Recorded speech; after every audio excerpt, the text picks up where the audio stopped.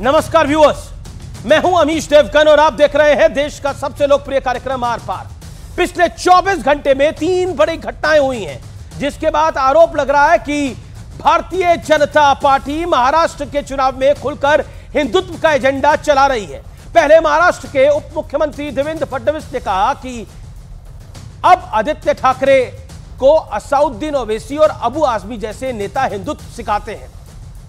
इसके बाद राम मंदिर के मुद्दे पर बीजेपी ने उद्धव ठाकरे पर जोरदार वार किया और इसके बाद बजरंग दल ने भोपाल में पोस्टर लगा दिया कि दीपावली का सामान सिर्फ उन लोगों से खरीदे जो इस कमाई से खुद भी दीपावली मनाते हो।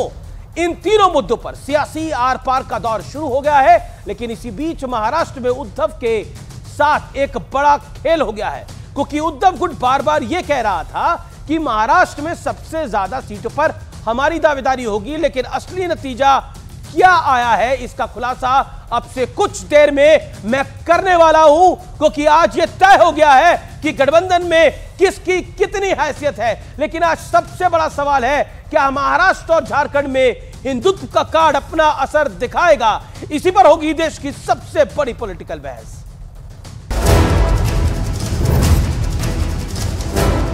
पांच 500 वर्षों के बाद प्रभु श्री राम अयोध्या के अपने भव्य मंदिर में विराजमान है और उस भव्य मंदिर में विराजमान होने के बाद ये पहली दीपावली है।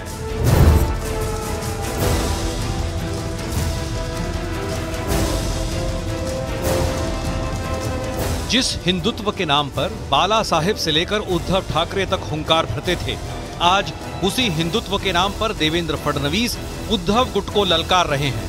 फडणवीस ने कहा है कि अब तो आदित्य ठाकरे को असदुद्दीन ओवैसी और अबू आजमी हिंदुत्व सिखाते हैं। राम मंदिर के मुद्दे पर भी भारतीय जनता पार्टी उद्धव ठाकरे को घेर रही है। उद्धव ठाकरे पूछते थे राम मंदिर बनाएंगे पर तारीख नहीं बताएंगे, अब बन गया तो उस पर भी आपत्ति उनको। चुनाव के बीच देवेंद्र फडणवीस का एक पुराना बयान भी सोशल मीडिया पर छाया हुआ है, जिसमें वो औरंगजेब के नाम पर ओवैसी को ललकार रहे हैं। औरंगजेब की समाधि पर वो असदुद्दीन ओवैसी जाता है और माथा टेकता है।